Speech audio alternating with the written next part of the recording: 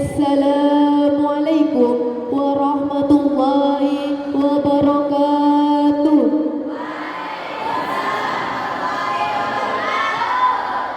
Alhamdulillahil malikil hakim al-jawadil karim alladhi khalaqal insana fi ahsani taqwim wa fattara as-samawati wal ardi bi qudratihi wa dabbara al-amra fi daraini bi hikmatihi wassalatu wassalamu ala sayyidil mursalin wa ala alihi at-tayyibin naqahirin wassalim wa'adim illa yawmidin amma ba'du. Yang terhormat Pembina Yayasan Darussalam Al-Fatah, beliau Bapak Profesor Dr. Haji Rohadi, SPD MPD MSI. Ketua Yayasan Darussalam Al-Fatah, beliau Ibu Hajah Sumati MPD MSI. Yang saya hormati pula Ketua Pondok Pesantren Darussalam Baturika, beliau Ibu Dr. Risa Fitah Habsari SPD MM. Yang saya takdimi pula Ustaz Alvin Eka Saputra, Ustaz Rizky Asfianuddin, beserta Ustazah Cahyani Umi Imarah yang sangat kami nanti-nantikan barokah ilmunya. Tak lupa pula jajaran kepengurusan Pondok Pesantren Darussalam Baturika beserta santri putra maupun santri putri yang saya sayangi dan saya banggakan. Pertama-tama dan paling utama, marilah kita panjatkan puji syukur atas kehadiran Allah Subhanahu wa taala yang telah memberikan kita rahmat dan karunia-Nya sehingga kita bisa berkumpul di tempat yang insya Allah mulia ini. Salawat serta salam marilah kita junjungkan pada baginda Kanjeng Nabi Muhammad yang telah membawa umatnya dari peradaban jahiliyah menuju peradaban Islamiyah. Hadirin hadirat rahimakumullah. Di malam yang mulia ini, izinkan saya berdiri di sini ingin menyampaikan sepatah dua kata tausiah singkat yang bertema wajibul walad ala walad, yang artinya kewajiban orang tua terhadap anaknya. Nyatanya bukan hanya anak saja mempunyai kewajiban terhadap orang tuanya, tetapi orang tua juga mempunyai kewajiban terhadap anaknya.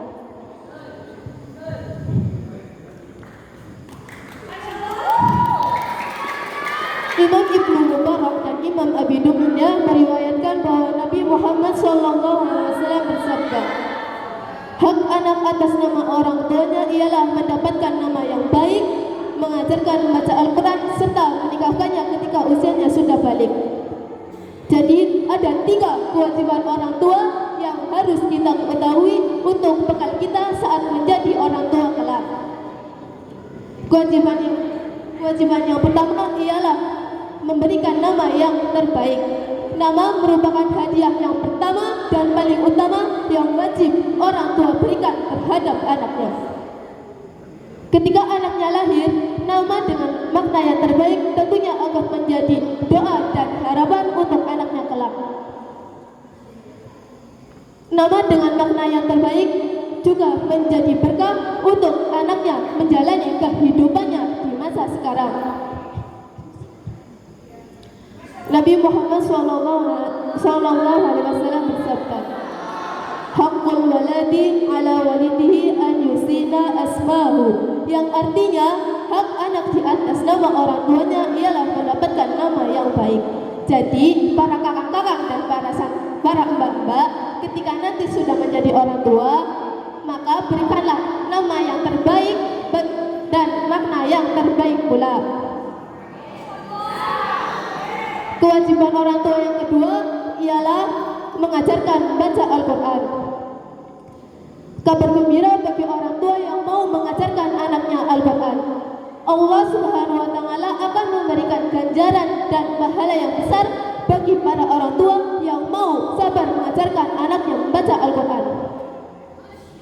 Imam Tabani dari Anas radhiyallahu anhu meriwayatkan bahwa Nabi Muhammad SAW bersabda, barang siapa yang mau mengajarkan anaknya membaca Al-Quran, maka dosa yang akan datang dan telah lalu akan diampuninya.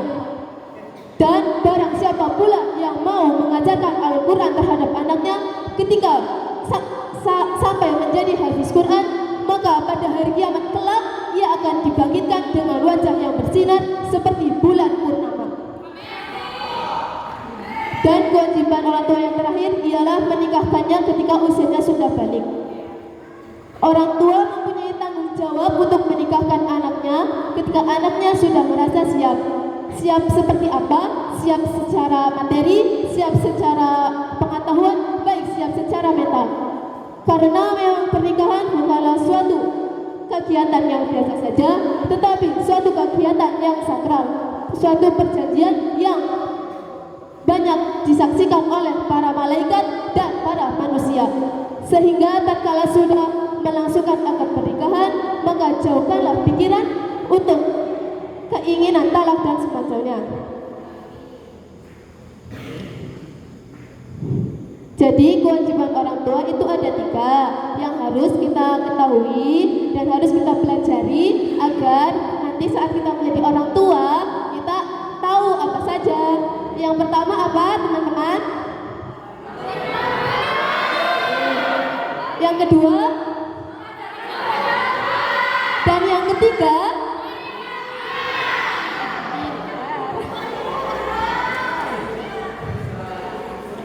Sebelum tausiah singkat ini saya akhiri, ada satu pesan yang ingin saya sampaikan pada teman-teman sekalian. Bila di jalan menemukan sendal yang hilang, maka hubungi saya. Kemungkinan besar itu sendal saya yang hilang. Sakit wae tausiah bisa abdi sampaikan. Sina aya kecap irang menengah abdi minta hamu rasa gede-gedena. Wallahu a'lam bishawab. Wassalamualaikum warahmatullahi wabarakatuh.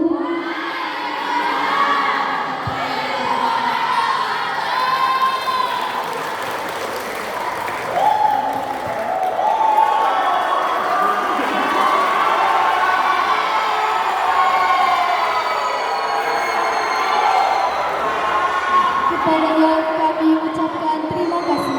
Tausiah yang kedua akan disampaikan oleh Bu Nyai Siti Rodia dari Desa Cibanyu. Kepada yang kami persilakan.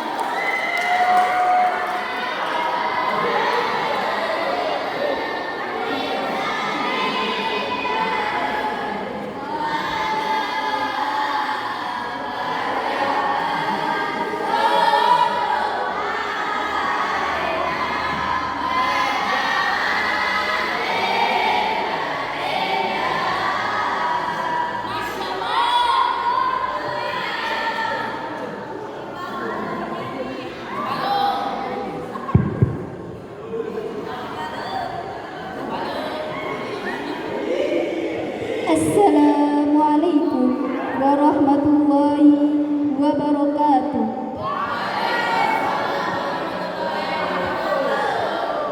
Alhamdulillahirabbil alamin wassalatu wassalamu ala asrafil anbiya'i wal mursalin wa ala alihi wa sahbihi ajmain.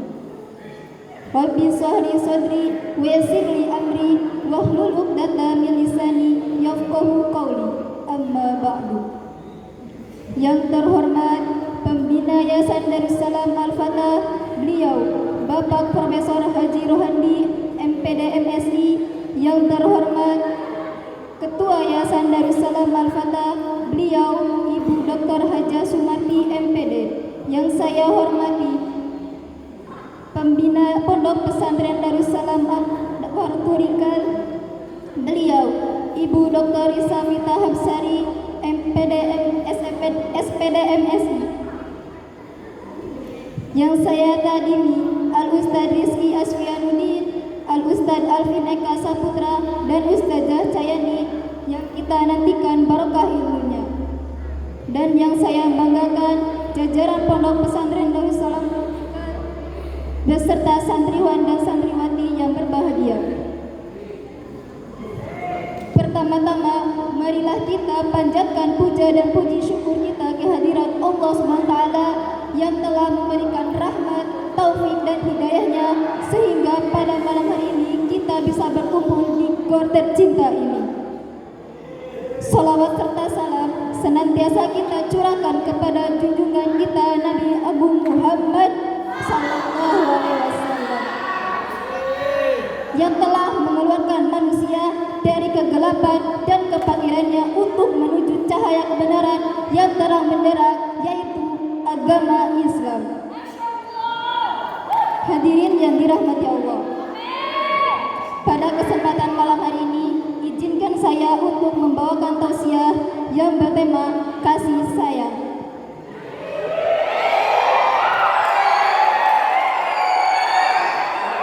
Sebelum masuk pada materi, di sini saya akan menyampaikan sebuah cerita yang mungkin santriwan dan santriwati sudah tidak asing dengan cerita tersebut.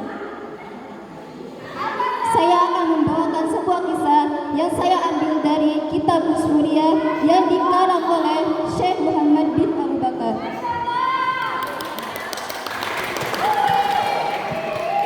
Yang diceritakannya dan diriwayatkan dari Umar radhiyallahu anhu bahwa suatu ketika Umar radhiyallahu anhu sedang berjalan-jalan di desa yang berada di Madinah.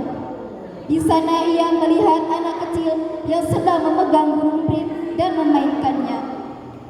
Muncullah rasa kasihan terhadap burung.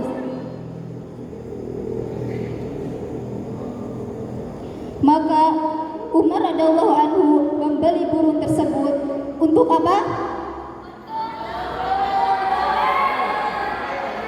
Umar radhiyallahu anhu membeli burung tersebut untuk dilepaskan.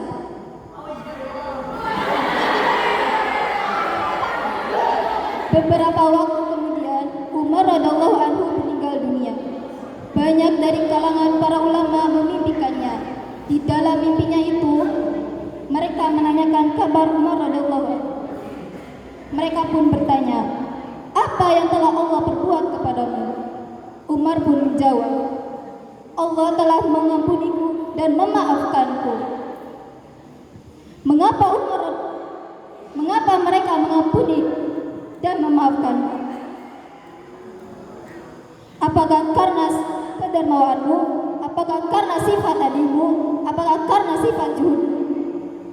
Umar pun menjawab, "Tidak, ketika kalian meletakkanku ke dalam kuburan dan menutupiku dengan tanah, kemudian meninggalkanku sendirian, datanglah dua malaikat yang sangat mengerikan. Akalku melayang dan tulang-tulangku bergemetar keras karena saking takutnya diriku kepada mereka."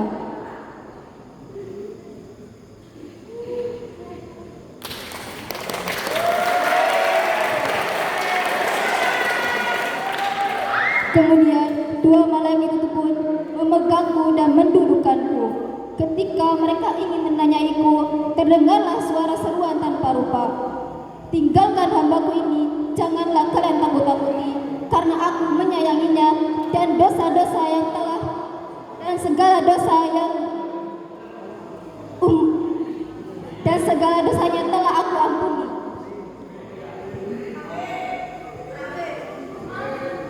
Karena dia telah mengasihi burung empit di dunia, maka aku kasihi dia di akhirat. Pelajaran apa yang dapat kita ambil dari kisah tersebut? Bisa kita simpulkan, bahkan hanya mengasihi burung empit sekalipun bisa membawa wasilah untuk kita dan ampunan kita Allah SWT. Oleh sebab itu, janganlah enggan untuk mengasihi hewan-hewan di sekitar kita, karena ini sering terlalaikan oleh kita. Ketika kita melihat seekor kucing yang kelaparan, belilah dia makan dan janganlah ditendang. Sebagai manusia, kita harus memperlakukan makhluk ciptaan Allah SWT dengan kasih sayang dan hormat dan keberadaannya.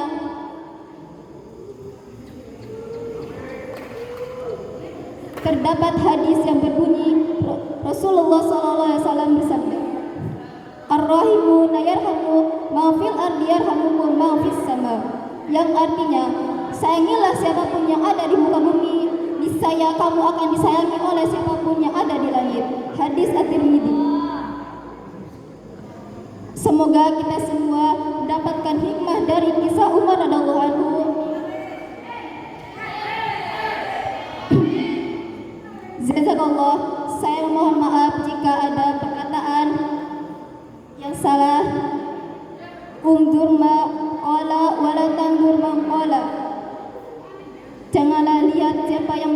sampaikan. Lihatlah apa yang disampaikan. Wassalamualaikum warahmatullahi wabarakatuh.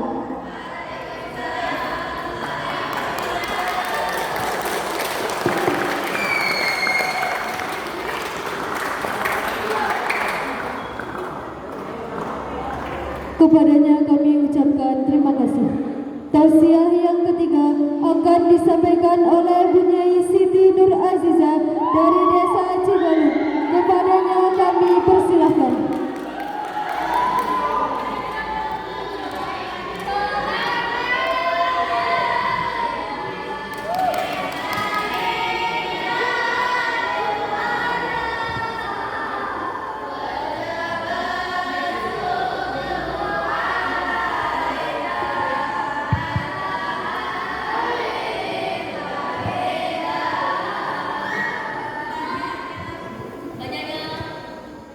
Assalamualaikum warahmatullahi wabarakatuh.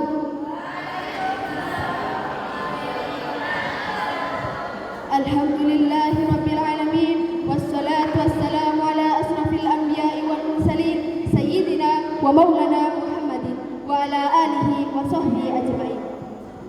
Yang terhormat Pembina Yayasan Darussalam Al-Fatah, beliau Bapak Profesor Haji Rohani MPD MSI. Yang saya hormati Ketua Yayasan Darussalam Al-Fatah, beliau Ibu Hajah Sumarti MPD MSI. Yang saya hormati Pembina Pondok Pesantren Darussalam Matrikal, beliau Ibu Dr. Nisa Fitarsari SPD MM. Yang saya tadimi Al-Ustaz Rizky Asmiuddin, Al-Ustaz Alvin Eka Saputra, dan Ustazah Cahyani Umi Imarah yang kami nantikan barokah ilmunya. Dan jajaran pengurus Pondok Pesantren Darussalam Matrikal serta santriwan dan santriwati yang saya banggakan. Pada kesempatan yang mulia ini, saya akan menyampaikan tausiah dengan tema himmah dalam menggapai sesuatu.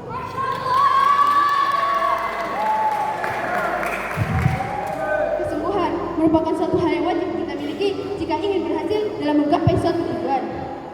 Dalam kesungguhan harus memiliki mental yang baja dan sikap pantang menyerah. Santri harus bersungguh-sungguh serta kontinu dalam mencari ilmu. Sebagaimana firman Allah dalam surat Al-Ankabut ayat 69. Bismillahirrahmanirrahim. Alladzina jahaduna fina lanahdiyannahum subulana. Innallaha lama'al muhsinin. Yang artinya orang-orang yang berjihad mencari keridhaan kami akan kami tunjukkan kepada mereka jalan-jalan kami, dan sesungguhnya Allah Subhanahu wa taala beserta orang-orang yang berbuat baik. Sudah kita ketahui bahwa Allah Subhanahu wa taala akan menunjukkan hidayah, jalan dan petunjuk kepada seseorang yang berusaha dalam mencari ilmu. Kesungguhan hati sangatlah penting. Karena apa? Karena kesungguhan hati mencerminkan kesungguhan seseorang dalam mencari ilmu. Maka dari itu, para santri harus bersungguh-sungguh dalam mencari ilmu, tekun dan gigih dalam mencari ilmu.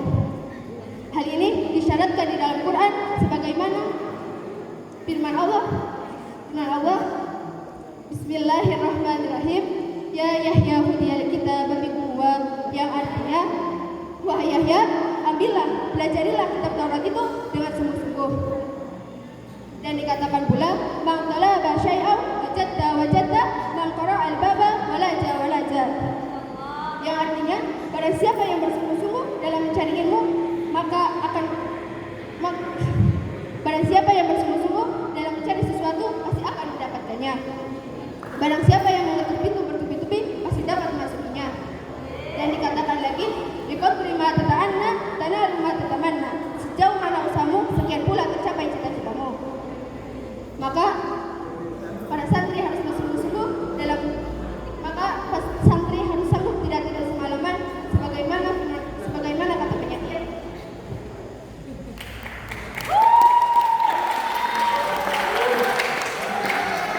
Biqadril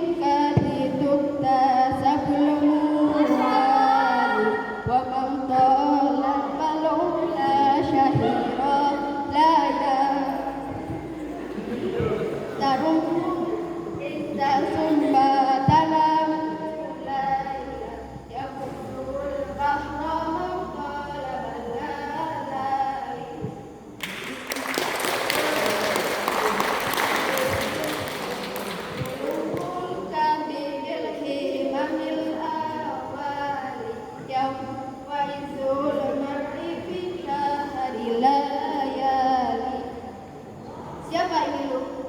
Seukur keluhuran, seukur kesulitan, ukur keluhuran. Siapa ingin luhur? Janganlah tidur semalaman. Kau ingin mulia, tapi kau tidur semalaman. Dengan menyelami lautan, permata akan didapati. Keluhuran derajat dengan hikmah yang tinggi. Keluhuran seseorang dengan berjaga di malam hari. Dengan berjaga di malam hari. Seorang penulis kita pun pernah berkata,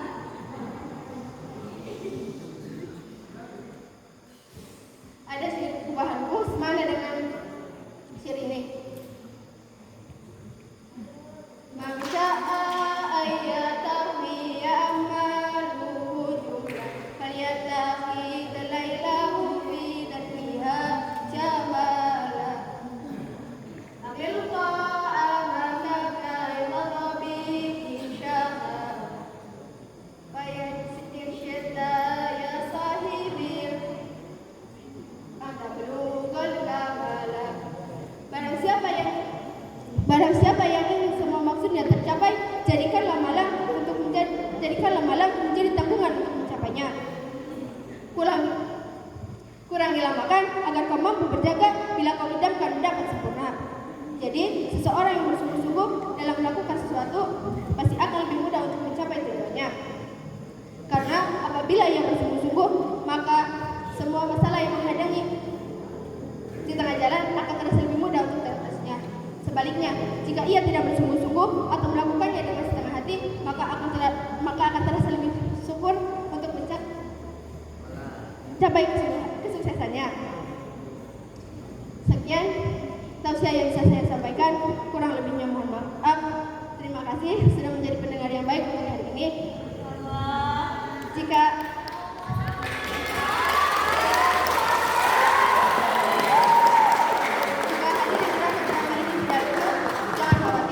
memang saya bukan komedian. Kurang lebihnya mohon maaf. Assalamualaikum warahmatullahi wabarakatuh.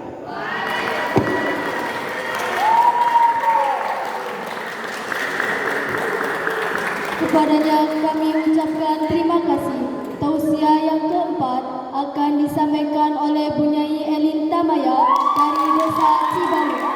Kepadanya kami persilahkan.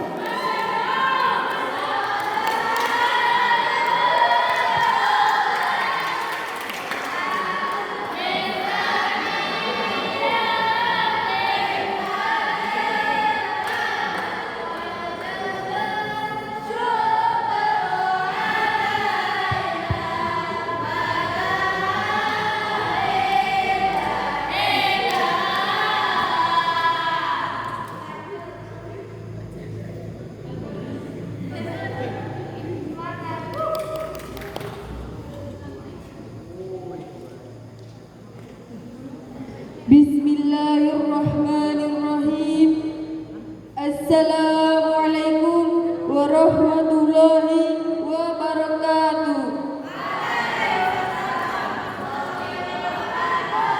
Alhamdulillahirabbil alamin wassalatu wassalamu ala asrofil anbiya'i wal mursalin wa ala alihi wa sahbihi ajma'in. Rabbi shrah sadri wa yassir li amri wa hlul 'uqdatam min lisani yafqahu qawli. Yang terhormat Pembina Yayasan Darussalam Al-Fatah, beliau Bapak Profesor Dr. Haji Rohandi MPD MSI. Yang terhormat Ketua Yayasan Darussalam Al-Fatah, beliau Ibu Hajah Sumardi MPD. Yang terhormat Pemimpin Pondok Pesantren Darussalam Maturinggal, beliau Ibu Dr. Risa Pitahasari SPD MM. Dan yang saya takdimi Al-Ustadz Rizki Asfianuddin, Al-Ustadz Alvin Eka Saputra, Ustazah Sayani Umi Maro, yang kami nantikan barakah ilmunya. Dan tak lupa pula jajaran pengurus Pondok Pesantren Darussalam Maturinggal serta santriwan santriwati yang berbahagia.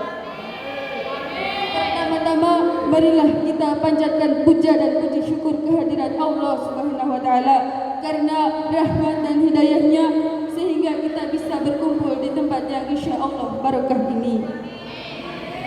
Salawat serta salam semoga senantiasa tercurahkan kepada junjungan kita Nabi Agung Muhammad sosok suri tauladan yang baik serta yang kita nantikan syafaatnya di yaumil kelak. Allahumma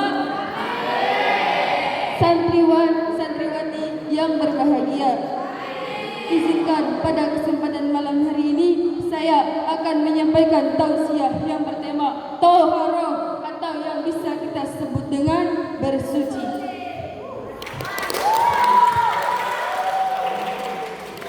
Dalam ajaran Islam, seorang muslim diajarkan untuk senantiasa menjaga kebersihan.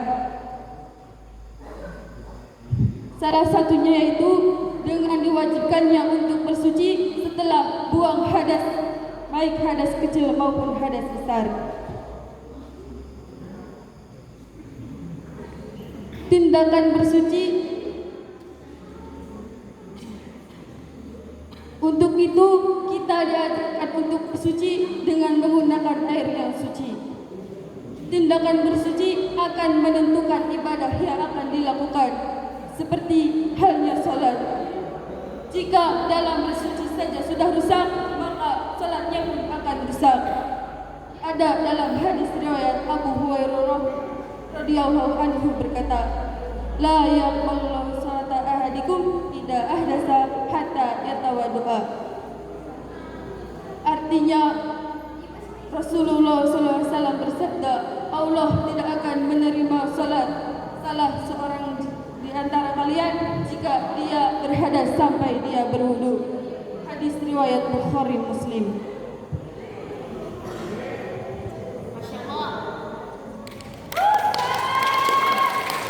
Bersuci juga ada beberapa macamnya, yaitu mandi, wudu, dan juga tayamum. Wudu adalah salah satu cara untuk menyucikan sebagian anggota tubuh dengan menggunakan air. Baiknya sebelum kita membahas wudu terlalu jauh, perlu kita ketahui air seperti apa yang bisa kita gunakan dalam bersuci. Seperti apa tuh? Ada dalam kitab Sabinatun Najah disebutkan terdapat dua macam air, yaitu air sedikit dan air banyak. Disebutkan air sedikit ketika jumlah air tersebut kurang dari 2 kula, dan air banyak disebutkan jika jumlah airnya lebih dari 2 kula. Air sedikit menjadi najis ketika air tersebut dimasukkan benda najis ke dalamnya meskipun tidak berubah wujud airnya. Sementara air banyak tidak najis meskipun kemasukan benda najis ke dalamnya, kecuali jika berubah rasanya, warnanya, dan aromanya.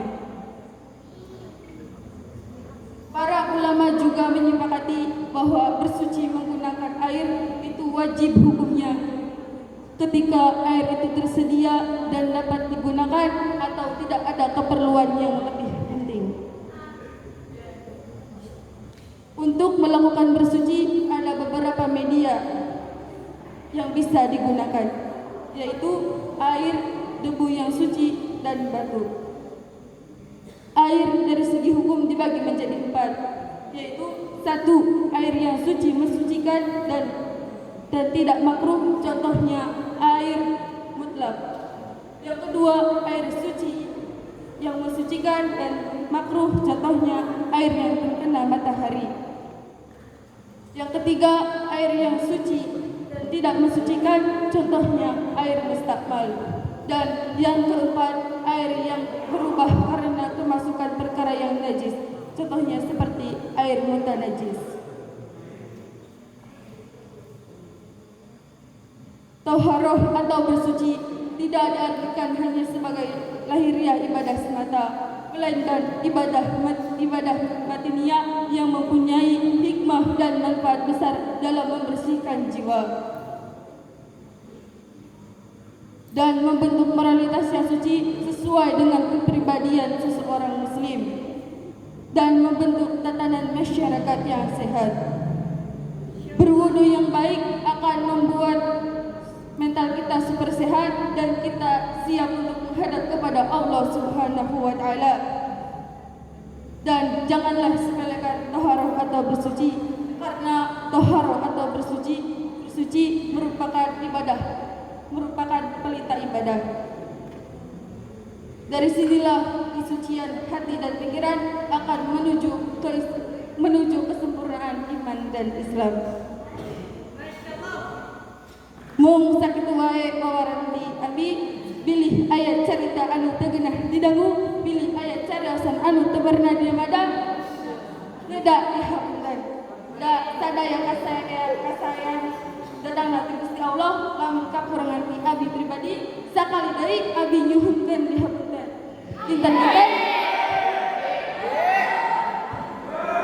Kinten-kinten dihapunten da Taufiq wal hidayah. Wassalamualaikum warahmatullahi wabarakatuh.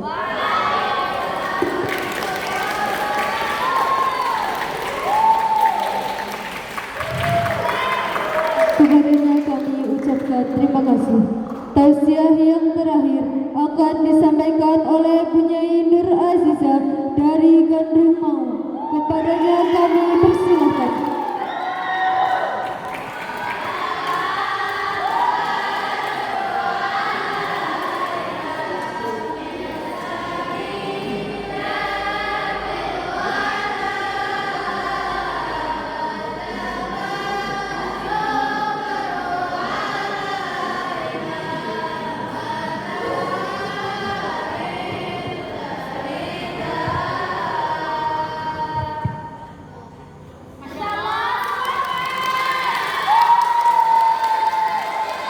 Assalamualaikum warahmatullahi wabarakatuh.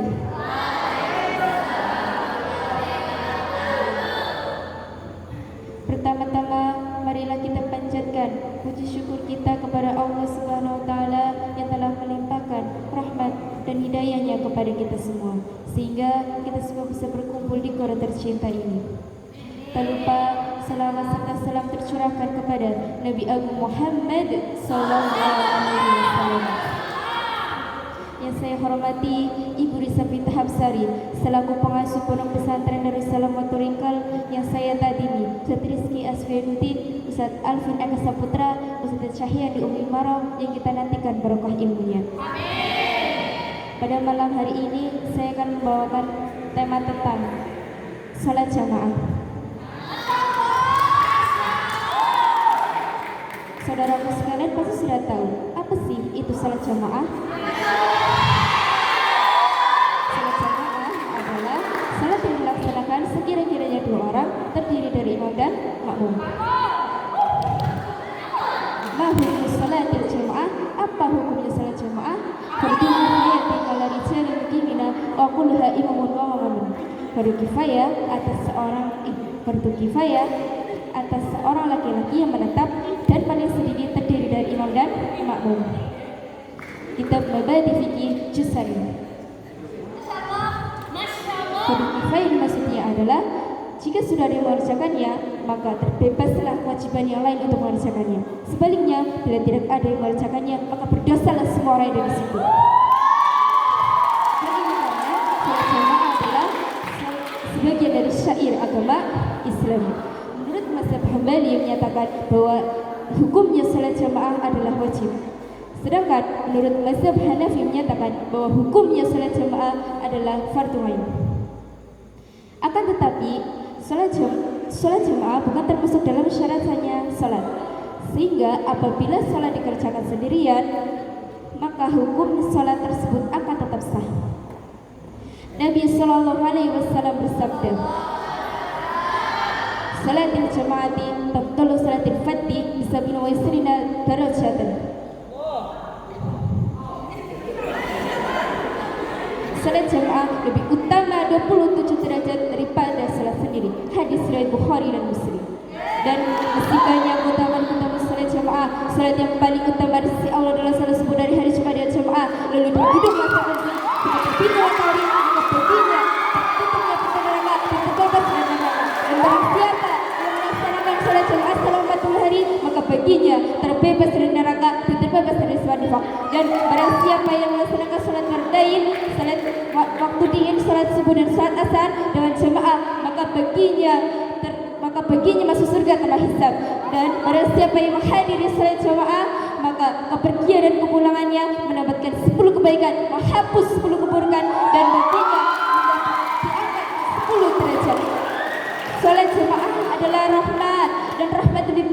dunia dan isinya. Salat jamaah adalah rahmat dan memisahkan dari salat jamaah adalah azab dan siksa. Kita babul hadis, babul taslimu fi fadilatil jamaah.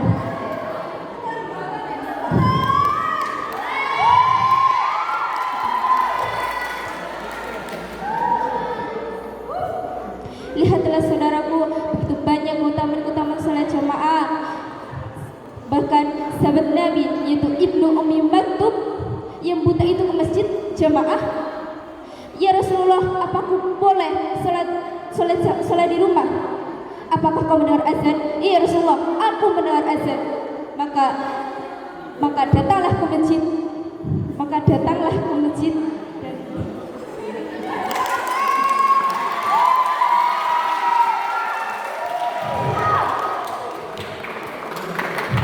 Ya Rasulullah, aku mendengar azan.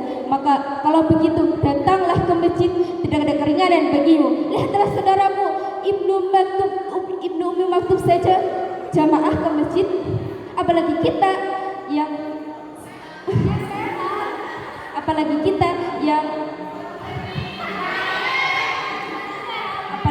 yang sehat secara fisik, ya enggak? Jangan kalah dong sama Ibnu Ummi Maktub, masa kalah sih?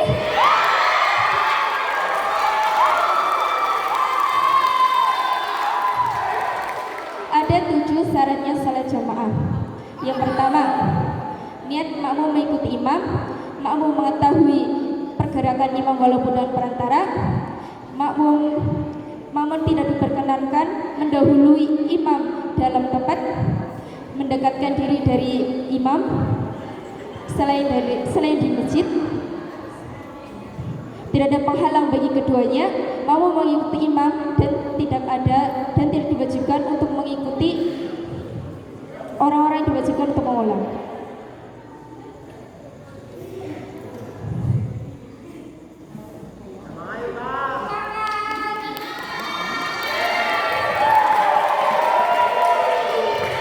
Marilah saudaraku, kita tingkatkan jamaah kita lebih rajin lagi, karena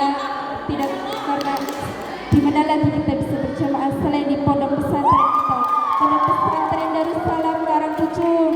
Dan janganlah kita sia-siakan yang pahala yang begitu melimpah ruah ini, karena waktu tangan pernah kembali.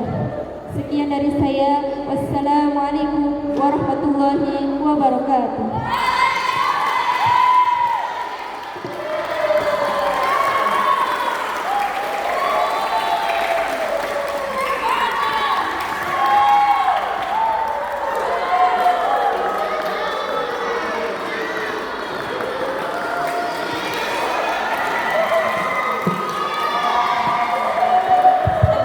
Terima kasih kepada Bunyai yang sudah berkenan memberikan tausiah. Semoga apa yang beliau sampaikan bermanfaat bagi kita semua.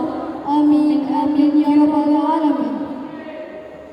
Acara yang terakhir yaitu doa dan penutup yang akan dipimpin oleh Ananda Rizmilatul Hikmah. Waktu dan tempat kami persilahkan.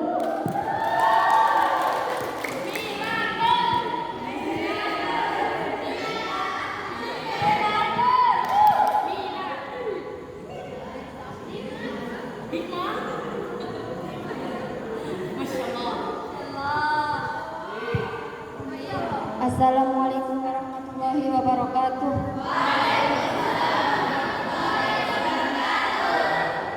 A'udzubillahi minasyaitonirrajim. Bismillahirrahmanirrahim. Alhamdulillahirabbil alamin. Hamdan yu'afi ni'amahu wa yaqfi mazidah. Ya Rabbana aqaftu wa laqashura nama yang bagi jalali wajhiku wa azimi istanik. Allahumma shalli wa sallim ala sayyidina Muhammad wa ala ali sayyidina Muhammad. Sallallahu alaihi wa sallam. Wa'afali wa'afat wa tutahirna biha min jami'i syai'at wa tarfa'na biha min ta'ala derajat wa tubayyina bi ahsani ayat jami'i hawadi fil hayati wa badal mamat innahu sami'un wa basirun wa innahu wa tubayyina biha min ta'ala derajat min jami'i hawadi fil hayati wa badal mamat Inna wasalim qaribun mujibud da'awat wa yaqdiyal hajat. Allahumma inna nas'aluka samat fid dunya wal akhirat wa afiyatan fil jasad wa ziyadatan fil badan wa ziyadatan fil ilmi wa barakatan fil rizqi wa tawbatan qabla al-maut wa rahmatan inda al-maut wa maghfiratan ba'da al-maut. Allahumma hadina ala rizqatil maut wa najatan min al-nar. Allahumma inna na'udzubika min al-'azbi wa kasali wa buri wal harami wa 'adzabil qabr. Allahumma inna na'udzubika min 'ilmin la yanfa'u wa min qalbin yakhsha'u wa min nafsi atas mau wa min tawbati la yastajabu laha. Allahumma ighfir lana dzunubana wa li walidina wa li masyayihina wa li mu'allimina wa liman lahu haqqa alaina wa liman ahabba wa asanu ilaina wa li kafatil muslimina ajma'in. Rabbana taqabbal minna innaka antas samiul alim wa tub 'alaina innaka antat tawwabur rahim. Rabbana atina fid dunya hasanah wa fil akhirati hasanah wa sallallahu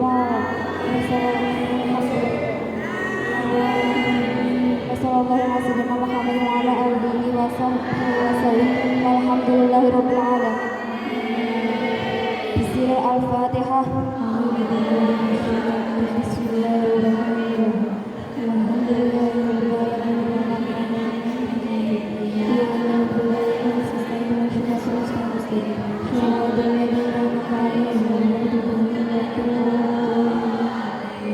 Waalaikumsalam warahmatullahi wabarakatuh.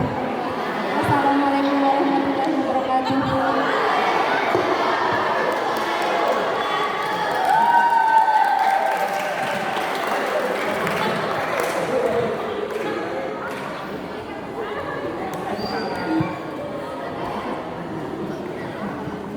Saya selaku ketua acara dan mewakili segenap mohon maaf apabila ada tutur kata yang kurang berkenan di hati istri. Semoga dimanfaat dalam menjaga dan amin ya rabbal alamin. Wabillahi taufiq wal hidayah. Wassalamualaikum warahmatullahi wabarakatuh.